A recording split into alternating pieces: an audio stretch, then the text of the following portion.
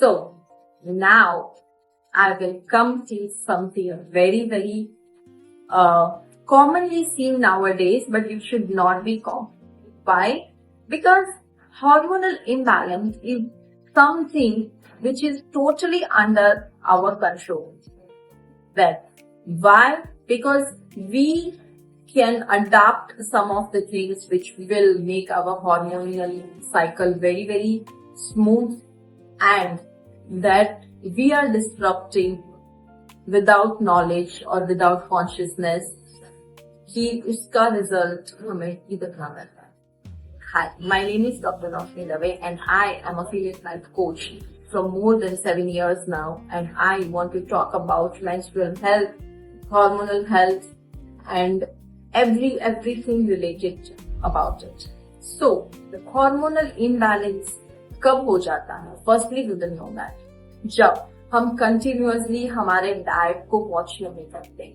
ये सारी चीजें हम अभी के जनरेशन में बहुत ज्यादा देख रहे हैं, क्योंकि आगे की जनरेशन्स ने हमने हमारे डाइट को इम्पोर्टेंस दिया हुआ था.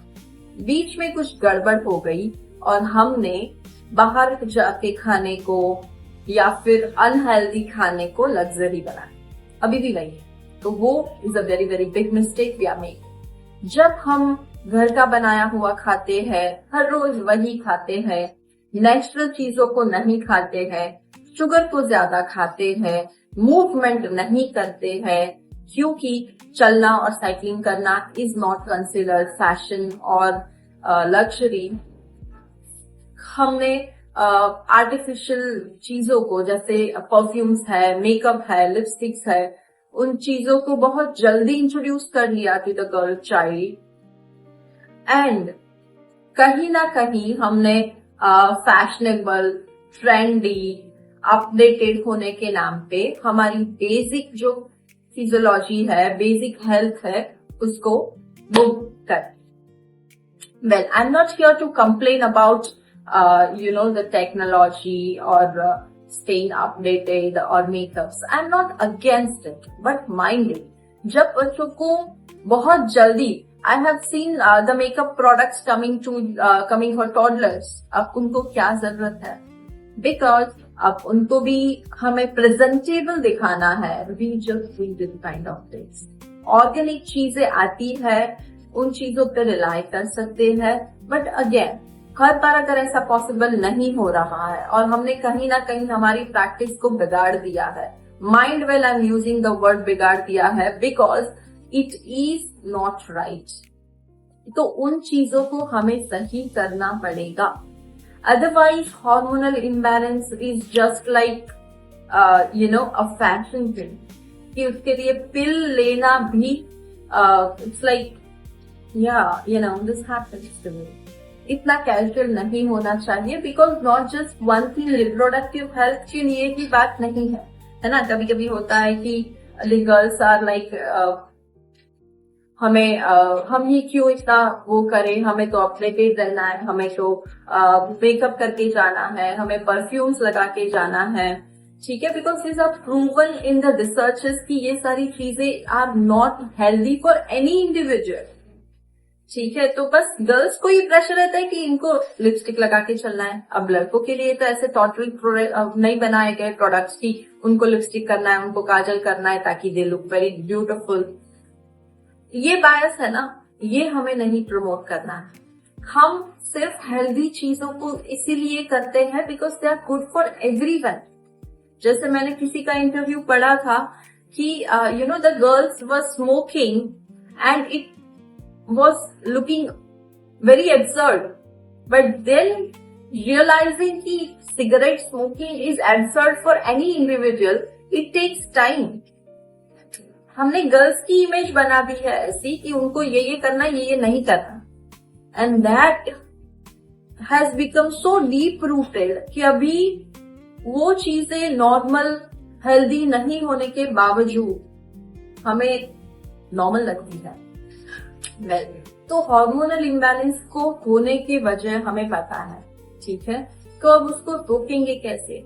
बच्चों को हेल्दी खिलाने में थोड़ा मेहनत है, थोड़ा बहुत स्ट्रिक्ट होना पड़ता है। आप खुद ऐसे हैबिट को अडाप्ट करते हैं तभी इजी हो जाता है बच्चों को ये समझाना। एक्टिविटीज के नाम पे they are playing video games, not physical activities, games खेलना, स्पोर्ट्स खेलना, ये सारी चीजों को प्रमोट करना कहीं ना कहीं हम भूलते जा रहे हैं। तो ये सारी चीजें हॉर्मोन्स को डिस्टर्ब करती है। ज्यादा शुगर खाना, ज्यादा ऑयली खाना, स्पाइसी खाना, ये हमारे लिए रेगुलर हैबिट नहीं बन सकती। And on the name of fashion, on the name of going out in every single day will definitely affect your health. Or because reproductive health is important, I would not say just because we have to bear the pregnancy and all, but to understand that living a healthy life for a very long time, it is important for us to stick to a very normal routine. अपने को face करने के लिए, उसको regulate करने के लिए हमें एज अ पेरेंट रिस्पॉन्सिबिलिटी लेनी है, एज अ एल्डर्स रिस्पॉन्सिबिलिटी लेनी है कि हमारा फैमिली जो चीजें डिसिप्लिन अडॉप्ट करेगा वैसे ही हम बच्चों को सिखा सकते हैं। तो इसीलिए हार्मोनल इम्बैलेंस होना इज कंट्रोलेबल, है ना। इम्बैलेंस होना मतलब कि अगर उसको हम बैलेंस करना चाहते हैं तो कर पाएंगे, हर रोज कर पाएंगे, but that will come with the choice and decision of heart. अब हार्मोनल इम्बैलेंस वजह से क्या होता है ये हम देखते हैं कि आपका जो मेंस्ट्रुअल साइकिल है that gets completely disturb. Then you take hormonal pills जिसकी वजह से आपको एक्ने है, देन ब्लोटिंग है, देन आपको होता है इंडाइजेशन, देन आपको होता है यू बिकम ओबेसिटी हो जाता है। तो ये सारी चीजें it's like we are creating a cycle for us which is actually completely breakable, and we can shift ourselves to the healthier cycle of eating regularly healthy, making exercise routine, and going early to bed, screen time को कम करना। All this is possible, but because the pill is fixing the periods and we are not looking at the other side of it, it becomes a normal thing to take up with. तो ये चीजें हम बहुत ही, मैं क्यों इसको बहुत बार बार दोहरा रही हूँ, क्योंकि बहुत इजी है इसको कॉन्कर करना, and because of our poor choices we promote this. Time पे सो जाना, टाइम पे खाना, it's like a old age treasure we had, and we are losing it for gaining something which is actually not important. रात को late सोना is not important. It's like that is not going to give you anything, but you do it anyway, just one more screen hour or one more thing or scrolling. Please understand, girls and boys, this is not going to be the right kind of lifestyle you want after a certain age, and making choices early on the life is little bit easier than making it after 40s. Thank you so much, and I will see you in the next video about menstrual health, hormonal imbalance, and so about all this.